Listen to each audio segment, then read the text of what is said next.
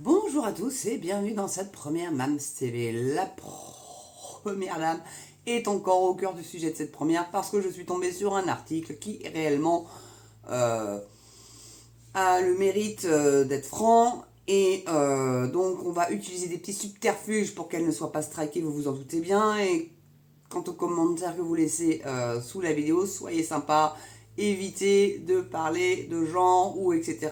ou de prononcer Jean Mich Mich ou ce genre de choses pour vous protéger vous déjà d'une part et puis ma chaîne aussi par la même occasion. Même si je suis en train de réfléchir à une chaîne de secours au cas où quand même. Ça avance, ça avance. En tout cas, j'ai vu qu'elle vous avait bien plu hier, donc je réédite l'exploit, on va dire, en espérant que vous serez tout aussi nombreux que hier dans le chat.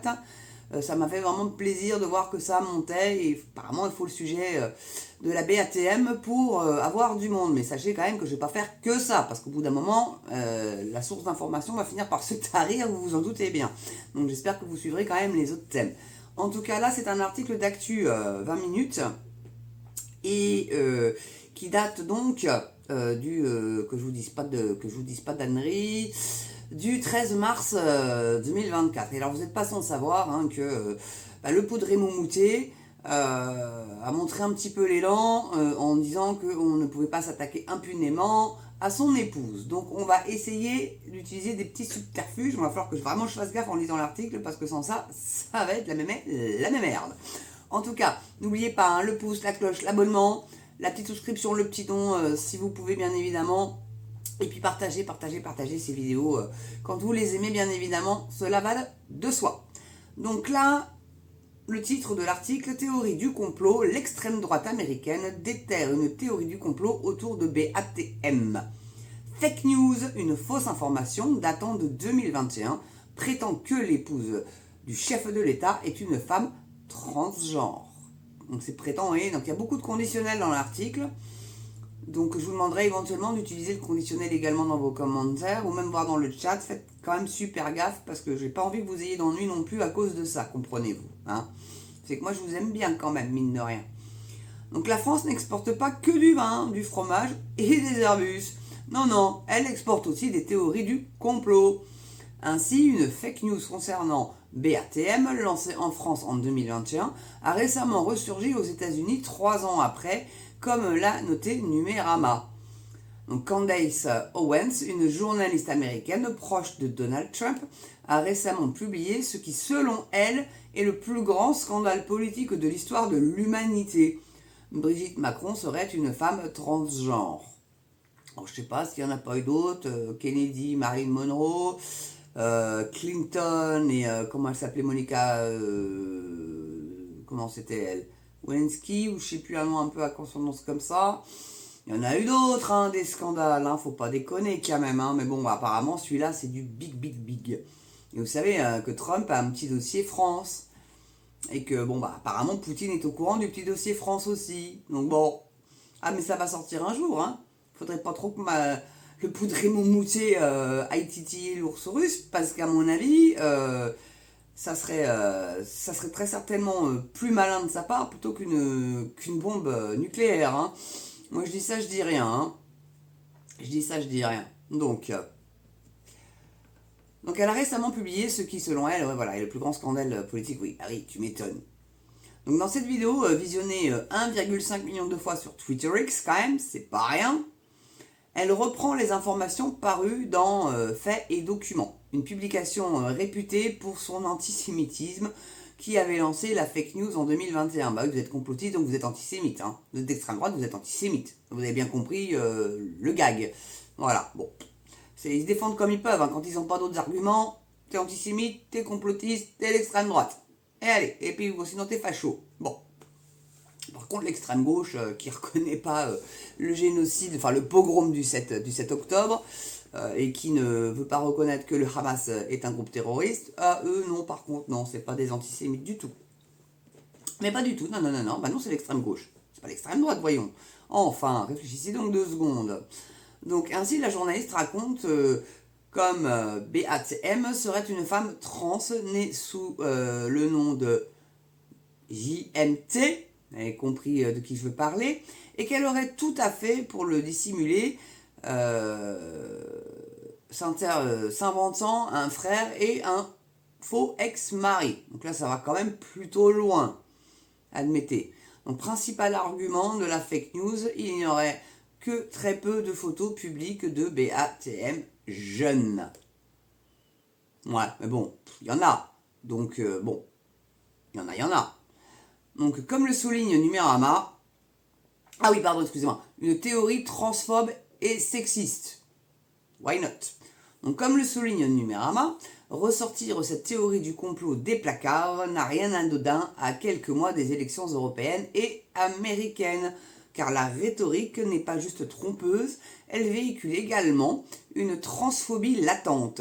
C'est l'étrangeté physique de BATM qui avait poussé Natacha Ray à écrire des articles dans Faits et Documents. Des articles où BATM est décrite comme un prédateur sexuel, voire comme une pédophile.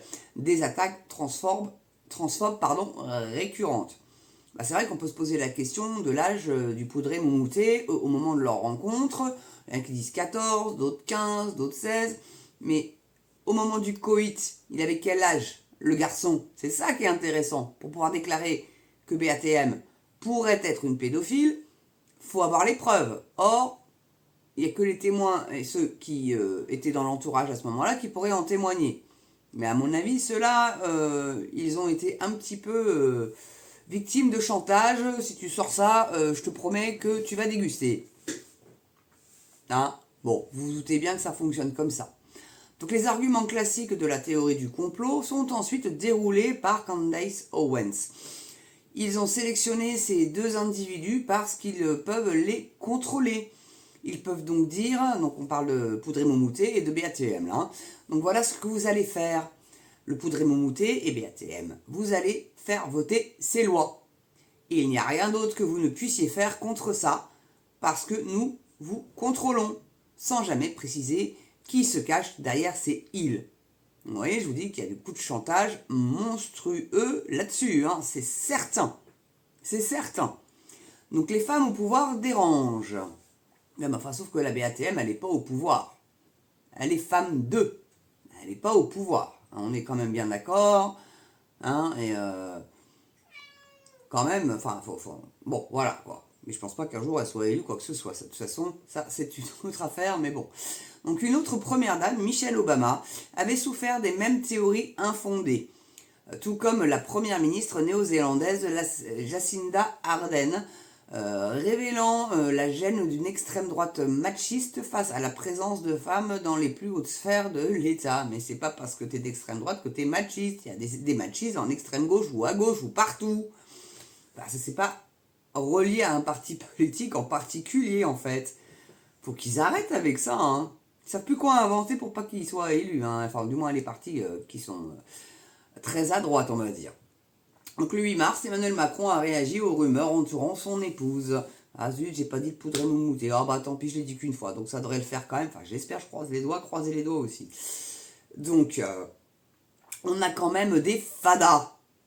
Et ça, il l'a déclaré lors de ses déambulations, parce que je sais pas comment il fait encore pour arriver à sortir celui-là. Hein. Donc a-t-il déclaré en redisant sa volonté d'utiliser le droit et la justice. Donc c'est pour ça que je vous demande, s'il vous plaît, soyez sympa, les commentaires, faites gaffe.